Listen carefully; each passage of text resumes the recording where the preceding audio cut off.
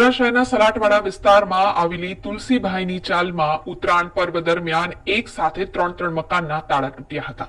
તહેવારો દરમિયાન લોકો પરિવાર સાથે પોતાના સગા સંબંધીના ઘરે ઉજવણી કરવા જતા હોય છે, જેને પગલે તહેવારો દરમિયાન પોલીસનું પેટ્રોલિંગ વધી જતું હોય છે। જોકે વડોદરા શહેરના સલાટવાડા વિસ્તારમાં આવેલા તુલસીભાઈની ચાલીમાં ઉત્તરાયણ પર્વ દરમિયાન એક સાથે ત્રણ મકાનના તાળા તૂટ્યા હતા। ત્રણેય મકાનમાંથી કુલ આશરે 1 લાખ રૂપિયા અને દાગીના ચોરી થયા હોવાનું સામે આવ્યું હતું, જેને લઈને સ્થાનિક રહીશો દ્વારા પોલીસને જાણ કરવામાં આવી હતી। ત્યારે સમગ્ર વિસ્તારના સ્થાનિક રહીશોએ વહેલામાં વહેલી તકે આ ચોર ટોળકીને પકડી પાડવા અને વિસ્તારમાં પેટ્રોલિંગ વધારવામાં આવે તેવી માંગણી કરી હતી।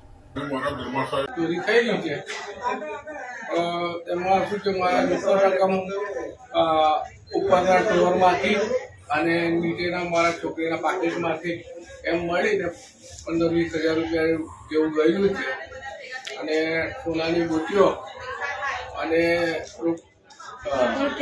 રોકડ કેશ એમ મળીને 20,000 રૂપિયા જેવું નુકસાન થયેલું। બે મકાન ત્રીજે માળ તો કશું છે નહીં, પણ ખાલી લોક તોડીને લોકોએ હવે વિખેર કરી નાખેલું છે। હા, પોલીસમાં જાણ કરી।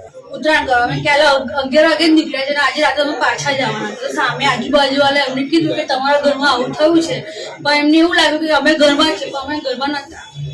તો એમને જ સામે વાળા ફોન કર્યો અમને કે તમારા ઘરમાં તાળા તૂટ્યા, તમે આવી રહ્યો ફટાક દઈને પાછા ઘરે આવી જ ગયા। અને જો તો અમારે 2 બુટ્ટી ચોરી થઈ છે, કેશ ચોરી થઈ છે અને મારી ચાવી બીજી પણ એક ખોવાઈ ગઈ છે, એ નથી મળતી।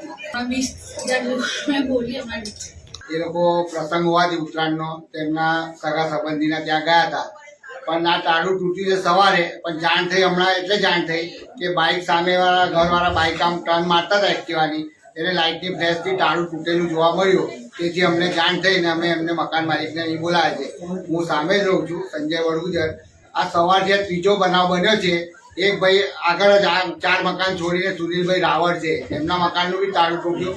એમને સવારે જાણ કરી પોલીસ ખાતામાં, કારેલીબાગ પોલીસ સ્ટેશનમાં, તો ત્યાં પોલીસ આવીને છાનબીન કરીને તપાસ કરીને ગઈ છે।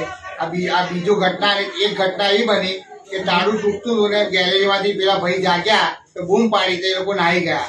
આ ત્રીજો બનાવ આખા સવારથી ત્રીજો બનાવ બન્યો છે।